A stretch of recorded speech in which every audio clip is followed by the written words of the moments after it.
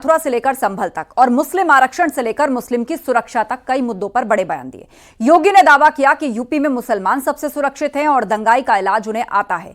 योगी ने ऐलान किया कि संभल में सभी मंदिर खोजे जाएंगे और वहां की सच्चाई पूरी दुनिया को बताएंगे। योगी ने वक्फ बिल को जरूरी बताते हुए वक्फ की संपत्ति पर कब्जे का आरोप लगाया।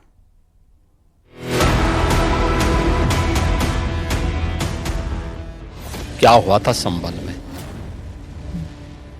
देखिए, संभल एक सच्चाई है। मथुरा श्री कृष्ण की जन्मभूमि नहीं है क्या? पर वो तो अब कोर्ट में है ना। कोई कोर्ट का ही आदेश पालन कर रहे हैं ना। मथुरा से मुसलमान तक, अयोध्या से औरंगजेब तक, हिंदू मुसलमान संभल पर घमासान। तमाम सवालों के जवाब उत्तर प्रदेश के सीएम योगी आदित्यनाथ ने अपने ही अंदाज में दिए। यूपी में सबसे सुरक्षित है मुसलमान। 100 हिंदू परिवारों के बीच में एक मुस्लिम परिवार सबसे सुरक्षित रहता है। रंग लग भी गया तो क्या हो गया कि भाई, जिसको रंग से परहेज है उस पे मत डालना, लेकिन फिर भी पड़ गया है और प्रशासन उसको साफ करके फिर से नगाई पुताई कर दे रहा है।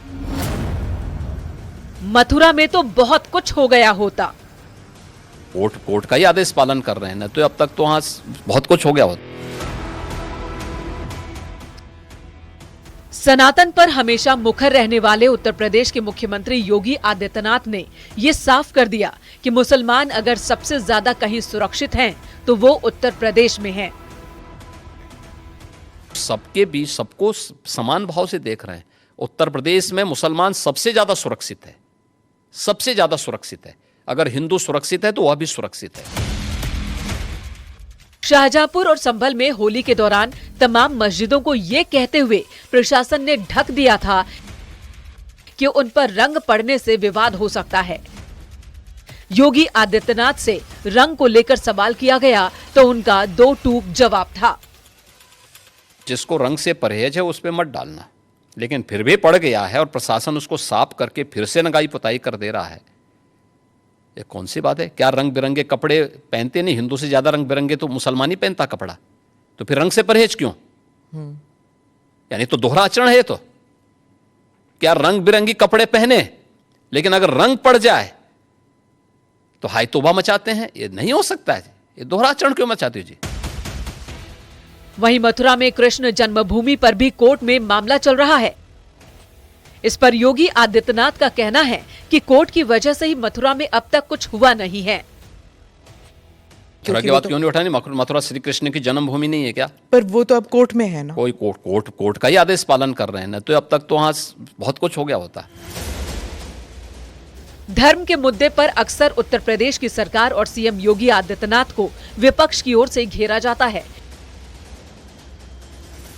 लेकिन उन्होंने इससे जुड़े हर मुद्दे पर खरी खरी बात कही। जाहिर है उनके इन बयानों पर सियासी प्रतिक्रियाएं भी आएंगी ही। Bureau report, news 18।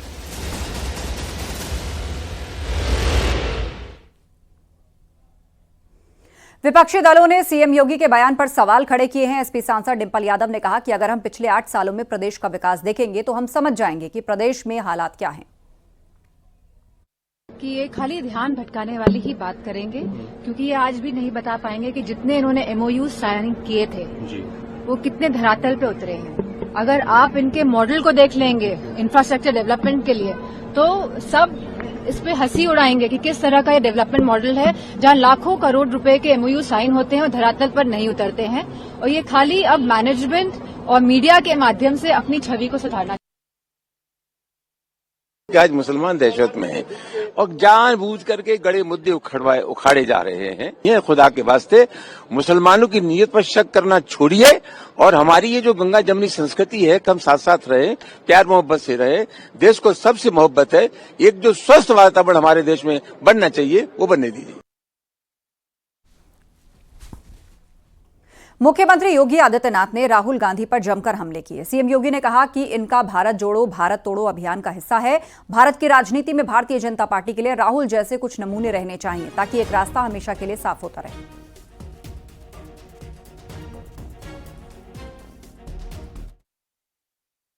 भारत की राजनीति में भारतीय जनता पार्टी के लिए राहुल जैसे कुछ नमूने जरूर रहने चाहिए, जिससे एक रास्ता हमेशा के लिए साफ होता रहे, अच्छा रहता है, बना रहे। सीएम योगी के बयान पर यूपी कांग्रेस के अध्यक्ष अजय राय ने निशाना साधा। उन्होंने कहा कि पहले सीएम योगी ये बताएं कि यूपी में कितने लोगों को रोजगार मिला। और बार बार झूठ बोलना और जनता के बीच में आज केवल और केवल हिंदू और मुसलमान, कभी बाबर की बात करेंगे, कभी औरंगजेब की बात करेंगे, कभी संभल की बात करेंगे, कभी बहराइच की बात करेंगे। लोगों के तन पे कपड़े कैसे आएंगे? क्यों? जितनी भी संस्थाएं देख लीजिएगा, सारी संस्थाएं कांग्रेस और कांग्रेस के लोगों ने, और राहुल गांधी इस देश के सबसे मजबूत नेता, सबसे विद्वान नेता और सबसे प्रगतिशील नेता हैं, जिनकी सोच इस देश को आगे ले जाने की है, इस देश को मजबूत करने की। उधर राणा सांगा पर दिए विवादित बयान को लेकर आगरा में एसपी सांसद रामजी लाल सुमन के घर के बाहर बवाल हो गया। राज्यसभा सांसद रामजी लाल सुमन के घर पर बवाल हो गया है। करणी सेना के लोगों ने रामजी लाल सुमन के घर में घुसने की कोशिश की और पुलिस और करणी सेना के लोगों के बीच जमकर मारपीट हुई। एसपी सांसद रामजी लाल सुमन के घर के गेट को तोड़ने की कोशिश की गई और राज्यसभा सांसद रामजी लाल सुमन ने संसद के अंदर राणा सांगा को गद्दार कहा।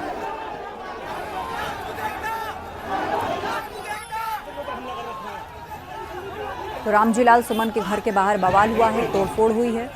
करणी सेना के कार्यकर्ताओं ने यहां पहुंचकर जमकर नारेबाजी की, तोड़फोड़ की। पुलिस ने बैरिकेड लगाकर उनको रोकने की कोशिश की, लेकिन उनकी पुलिस के साथ भी झड़प हुई।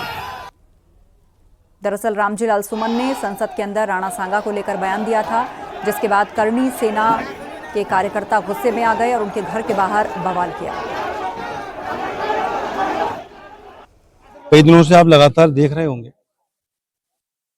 कि रामजी लाल सुमन जी के राज्यसभा में बोलने के बाद जिस तरीके से लोगों ने जिस भाषा का प्रयोग किया, जो हर भाषा में और एक चुनौती भरी भाषा में जो मैसेज डाले, उसको देखते देखते 2 दिन से लोगों ने मैसेज डाला कि आवास का घेराव करेंगे, जिसकी जानकारी पुलिस प्रशासन के सभी लोगों को थी, प्रशासन को थी। वो आज वो घर पर लाठी डंडों के साथ, तलवार वलवार लेकर के और आद्य रोरों के साथ घर पर हमला कर गए। करणी सेना के लोग थे, सोशल मीडिया से जिनकी पहचान हो रही है। नहीं, सांसद जी मौजूद नहीं थे और पूरा मामला पुलिस प्रशासन की मौजूदगी में हुआ है। और जिस तरीके से विरोध का माहौल बनाया जा रहा है और सत्ता से संरक्षण प्राप्त जो लोग हैं, तो मैं समझता हूँ निश्चित तौर पर कहीं ना कहीं दलित पिछड़े लोगों को डराने धमकाने का काम किया जा रहा है। तो एसपी सांसद के विवादित बयान को लेकर किस तरह बवाल हुआ, वो आप तस्वीरों में देख रहे हैं। राणा सांगा पर दिए गए बयान के बाद करणी सेना ने ये बवाल किया। वहीं इस पूरे मामले में करणी सेना के अध्यक्ष महिपाल सिंह मकराना का बयान सामने आया। मकराना ने धमकी दी है कि ये तो केवल ट्रेलर है, सांसद की सदस्यता नहीं गई तो पूरे देश में प्रदर्शन होगा। ये तो केवल ट्रेलर है, झांकी है, इसको नहीं हटाया सपा से, इसकी राज्यसभा की जो सदस्यता वो भंग नहीं की गई तो बड़ा विरोध प्रदर्शन पूरे देश में देखने को मिलेगा। ये तो केवल झांकी है। आप सब लोगों को बोलना चाह रहा हूं, हमारे जो कार्यकर्ता हैं उनके अगर कोई खरोच भी आई, मैंने अभी देखा है कि किसी के 2-3 लोगों के वकेंद्र राणा के उनके चोट आई है, और अगर उसके साथ कोई बदतमीजी हुई, कोई कुछ भी हुआ वहां मेरे कोई पदाधिकारियों के साथ, तो बाकायदा पूरे देश में तांडव होगा और हम लोग सड़कों पर आएंगे। जय हिंद, जय भारत। वहीं राणा सांगा पर दिए एसपी सांसद रामजी लाल सुमन के बयान पर अखिलेश यादव की प्रतिक्रिया सामने आई। अखिलेश ने पार्टी सांसद का बचाव करते हुए कहा कि हमारे सांसद ने न सिर्फ पक्षीय लिखे गए इतिहास और एक पक्षीय की गई व्याख्या का उदाहरण देने की कोशिश की है। हमारा कोई भी प्रयास राजपूत समाज या किसी अन्य समाज का अपमान करना नहीं है। आज के समय में बीते कल का मतलब इतिहास की घटनाओं की व्याख्या नहीं की जा सकती। इतिहास की घटनाओं के आधार पर आज की लोकतांत्रिक व्यवस्था नहीं चल सकती।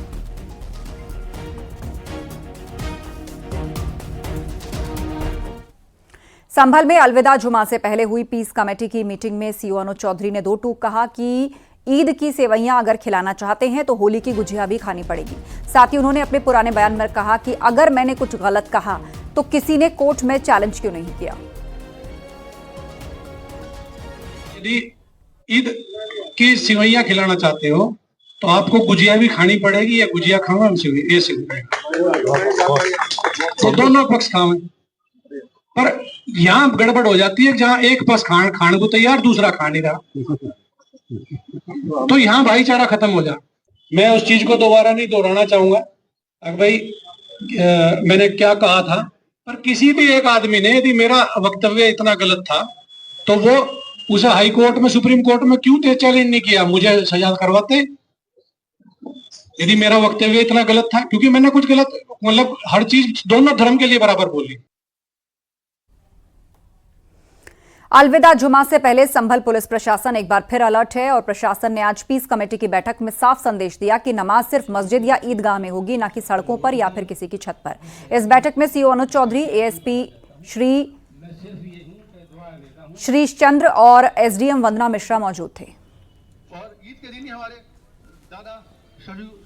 संभल परिसर में आज शांति समिति की बैठक की गई, जिसमें सभी वर्गों धर्मों के लोग उपस्थित थे। उन्हें स्पष्ट रूप से अवगत कराया गया और सुनिश्चित किया गया है कि मस्जिद एवं ईदगाह के अंदर ही नमाज अदा की जाएगी और परिसर के बाहर सड़क पे कोई भी नमाज अदा नहीं की जाएगी और सड़क पर लोग बैठकर नमाज अदा नहीं करेंगे। और साथ ही बिजली पानी की कुछ समस्याओं के बारे में भी उनके द्वारा अवगत कराया गया है, जिन्हें भी समय रहते हुए पूर्ण करा लिया जाएगा और किसी के द्वारा अन्य कोई समस्या प्रकट नहीं की गई है।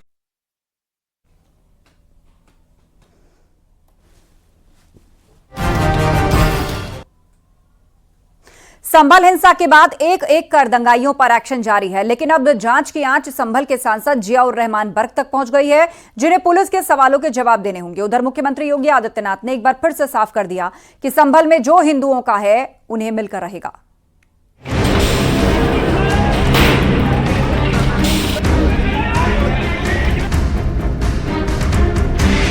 जब सुलगा संभल, शुरू हुआ कानूनी दंगल। दंगाइयों पर कानूनी पंजा, अब संभल के सांसद पर शिकंजा। 24 नवंबर को संभल में हिंसा की जो आग सुलगी थी, उसकी चिंगारी अभी भी बुझी नहीं है। योगी की पुलिस एक एक कर दंगाइयों पर एक्शन ले रही है, चाहे वो आम हो या खास। जामा मस्जिद के सदर जफर अली की गिरफ्तारी के बाद अब संभल के सांसद जियाउर रहमान बर्क की मुश्किलें बढ़ने वाली हैं। दरअसल पुलिस ने हिंसा में पूछताछ के लिए सांसद को नोटिस थमाया है। सांसद जियाउर रहमान बर्क ने अपने दिल्ली वाले आवास पर खुद इस नोटिस को रिसीव किया। सांसद बर्क पर भड़काऊ भाषण देने का आरोप है। पुलिस ने 8 अप्रैल को बर्क को पूछताछ के लिए बुलाया है और सांसद बर्क 8 अप्रैल को पुलिस के सामने पेश होंगे। जो नोटिस दिया गया है सेक्शन 35(3) के तहत वो रिसीव कर लिया है और माननीय हाई कोर्ट के आदेश अनुसार जो विवेचना की है उसमें पुलिस ने सहयोग के लिए कहा। तो मैंने, जाहिर सी बात है, मैं इस देश का नागरिक हूँ, सांसद भी हूँ, तो मैंने उनको ये विश्वास दिलाया जो भी जांच में सहयोग की जरूरत पड़ेगी मैं पूरा सहयोग करूंगा।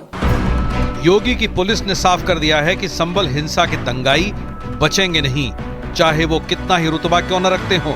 उधर मुख्यमंत्री योगी ने भी साफ कर दिया है कि संभल में जो सनातन का था, हिंदुओं का था, उसे तो लेकर रहेंगे। जितने भी होंगे सब ढूंढेंगे, जितने भी होंगे सब ढूंढेंगे, सब निकालेंगे और दुनिया को बोलेंगे कि भगवान ने जिसको आंखें दी हैं वो आके देखो तो क्या हुआ था संभल में। देखिए, संभल एक सच्चाई है। उधर संभल के सांसद जियाउर रहमान अलग ही दलील दे रहे हैं। इनका कहना है कि आए दिन तीर्थ स्थलों पर परेशानी हो रही है। सही कह रहे हैं, मुसलमान इतना ज्यादा सुरक्षित है हमारे यहाँ बिल्कुल कि संभल के अंदर 5-5 लोगों की जान ले ली गई है और प्रदेश के अंदर कई बार मॉब लिंचिंग हो चुकी है। तो सुरक्षित है हमारे यहाँ मुसलमान। हम कब मना कर रहे हैं? आए दिन उनको झूठे मुकदमे में फंसाया जाता है, आए दिन उनकी धार्मिक भावनाओं को ठेस पहुंचाई जाती है, धार्मिक स्थल को निशाना बनाया जाता है। काबिले गौर है कि संभल में हिंसा के बाद से ही एक तरफ दंगाइयों पर एक्शन जारी है तो दूसरी तरफ हिंदू धार्मिक स्थलों की पहचान की जा रही है। इन सब के बीच संभल पूरी तरह से अलर्ट है और अब संभल के सांसद पर भी शिकंजा कसा जा सकता है।